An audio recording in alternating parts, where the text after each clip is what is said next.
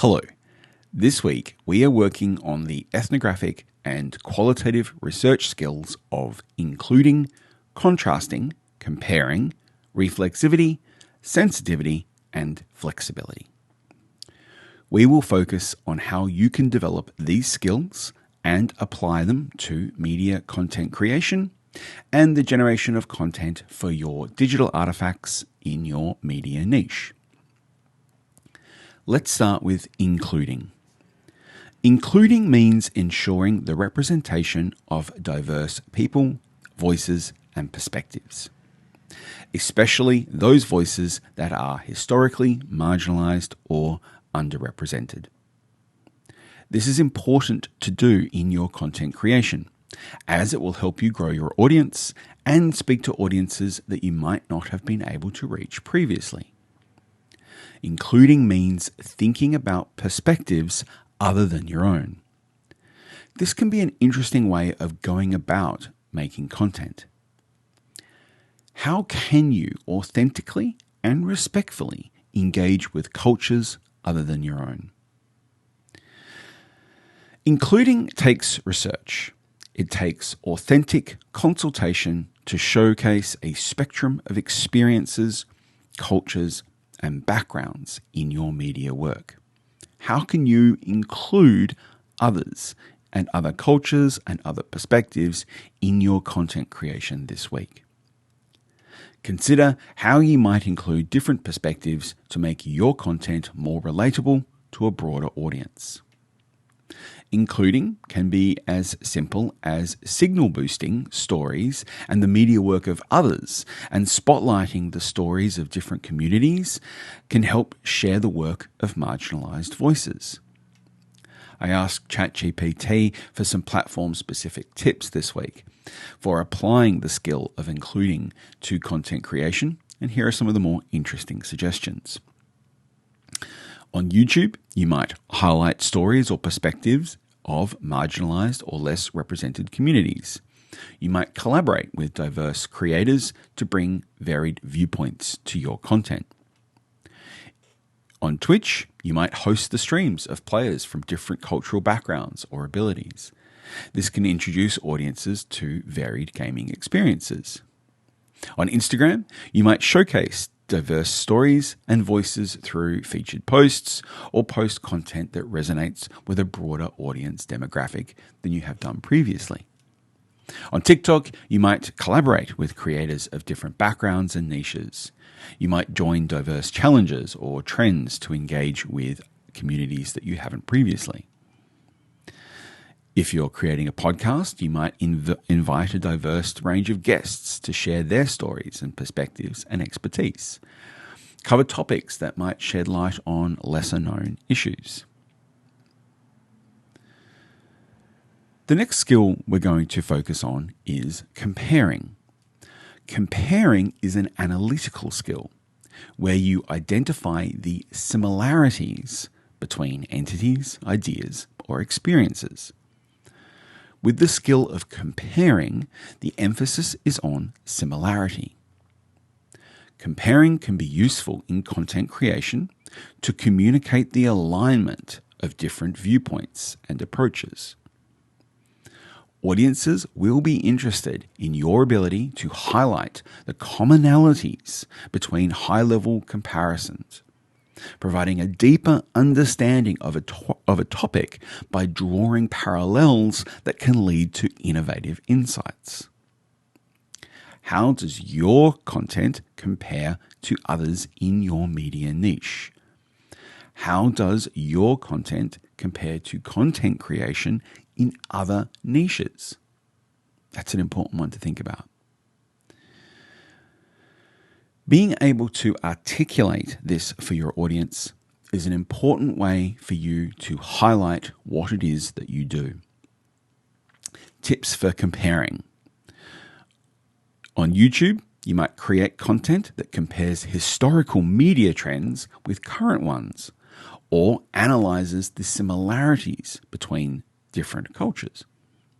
On Twitch, you might compare gameplay across different gaming platforms or versions of a game.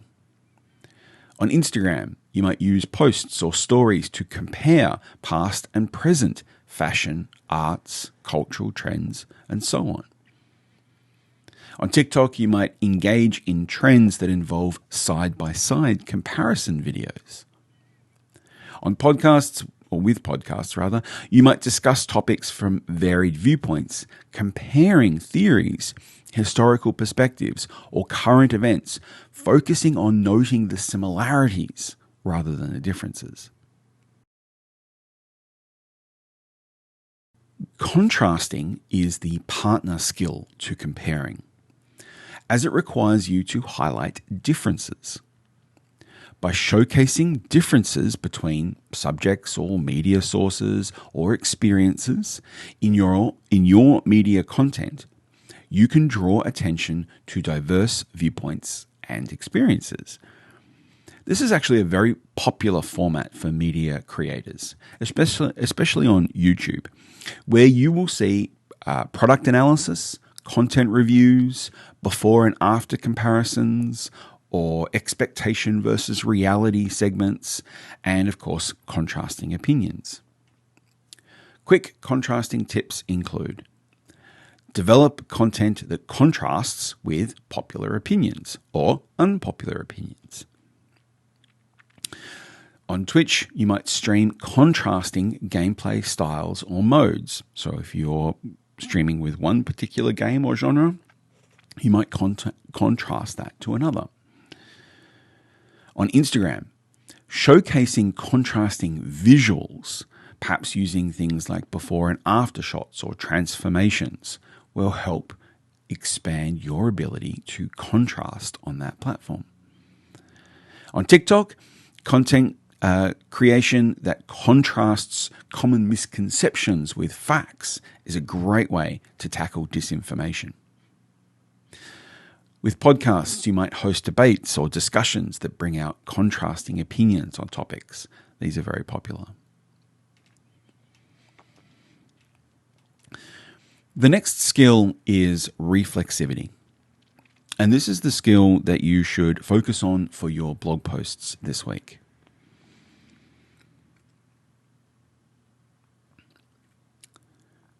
The skill of reflexivity will help you prepare for your final digital artifact report.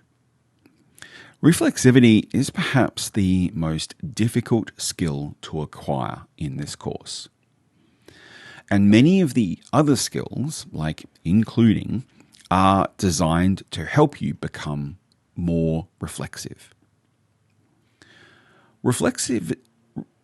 Being reflexive and reflexivity involves introspection. It involves looking at yourself from an external perspective. This is really difficult to do. It is hard to step outside of your own identity, your own culture, your own gender, age, geographic location, race. These are all very difficult things to cognitively do effectively. Reflexivity means challenging your assumptions. It means confronting your biases.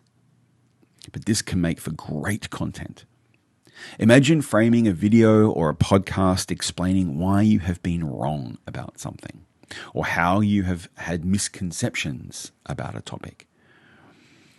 Making content about how you've changed your mind through learning and reflection is really refreshing. So much of the media that we engage, particularly in the broadcast and legacy media industries, is about being right and about never admitting imperfection in case that's perceived as a weakness. Whereas content creators on platforms like YouTube and podcasts and Instagram and TikTok and Twitch and so on, we can share journeys of understanding a topic, of learning new things, about tackling our biases, and inviting audiences to engage in this reflective process too. Reflexivity in your content can help you build trust with your audiences. They see you as a human. They see content creators who engage in reflexivity as acknowledging their positionality, acknowledging the influences on their perspectives, and growing in knowledge and maturity. In your blog posts this week, think about how your understanding of the media niche has changed over time. Think about how your knowledge about the world has changed in the past couple of weeks as a result of your research and your engagement in content creation and platform proliferation. The final report on your DA is 1,000 words, and you're going to focus on 3 key epiphanies. So now is the time to go back to the lectures on autoethnography and start thinking about how you can put in details in your blog post this week that will support your work in the final report. I also want to recommend that you check out the tutorial guide for this week.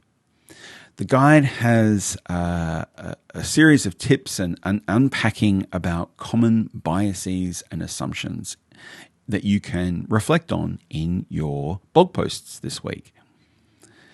You can tackle cultural and confirmation bias, selection bias and stereotyping, gender bias, anthropocentrism, class bias, recency bias, availability and perception bias, authenticity, authority, and self-serving bias.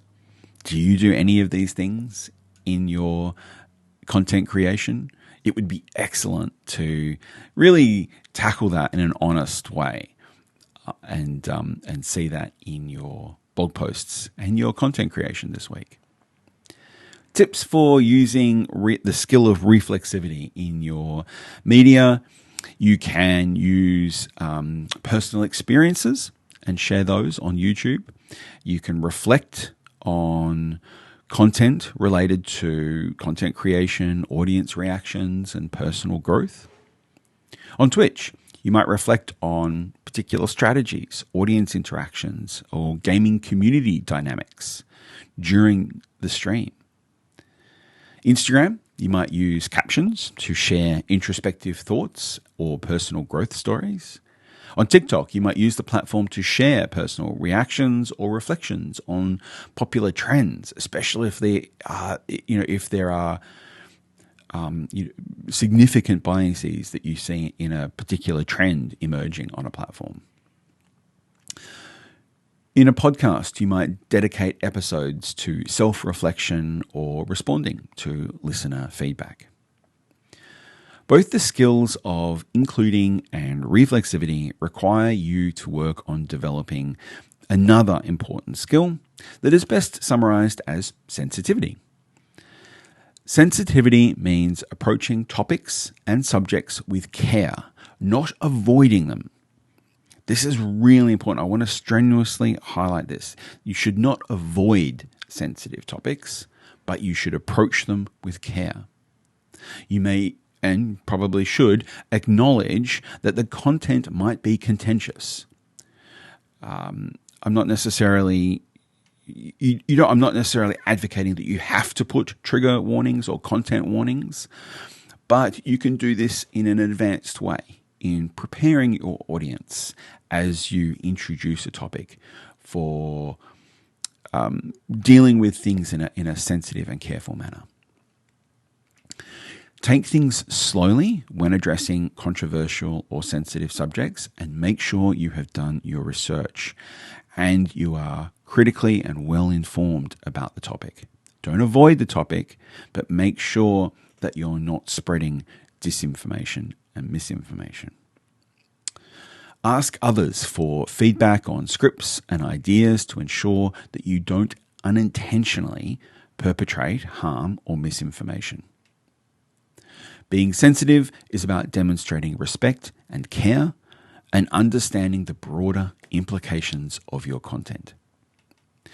Sensitivity tips include being cautious when addressing sensitive topics, ensuring they're approached with respect and understanding. Fostering a community of respect, understanding, and zero tolerance for hate. Crafting sensitive and respectful captions, especially when addressing important or delicate issues. Approaching challenges, trends, or content with consideration for potential sensitivities. And approaching subjects with depth, respect, and thorough research, especially when dealing with sensitive issues. Lastly, I want to highlight the skill of flexibility. Flexibility is something that we celebrate in the Bachelor of Communication and Media. It's about not being locked in. You might have had an epiphany during your media content creation, and you might have pivoted away from what you had in your pitch. You might be creating content for an entirely new media niche than what you documented in your first couple of blog posts. That is entirely okay. You might not be getting any views or hits or responses or audience feedback from your content. And that is totally okay too. These are all very common experiences. And by changing and pivoting and documenting in your blog posts the decisions that you're making, you are demonstrating the skill of flexibility. Flexibility means adapting, evolving, changing, and iterating by taking in new information, feedback, and the changing circumstances that you find yourself in. Now is the time to experiment. By the time you graduate, the media landscape and audience preferences will have dramatically changed. So we're not looking for your ability to capture an audience now. That is something that you will do in a paid professional sense. What we are looking for is your ability to develop these skills and to demonstrate being agile in your content creation. This might mean changing content formats, pivoting topics, adopting new mediums and changing platforms, being receptive to feedback and willingness to adjust, which ensures your content creation remains relevant and resonant with potential audiences. Highlight on the potential.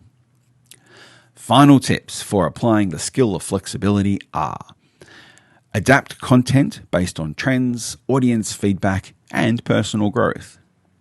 Switch between content, streaming styles, audience interaction modes based on feedback and emerging trends.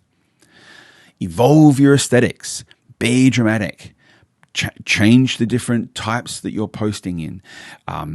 Think about different interaction strategies to stay relevant and engaging. Quickly adapt to new trends, challenges, or try and create them yourself. Pivot topics, formats, guest types based on listener preferences and current events. Thank you for watching. I look forward to seeing your content and reading your blog post this week, and I will see you in the next video.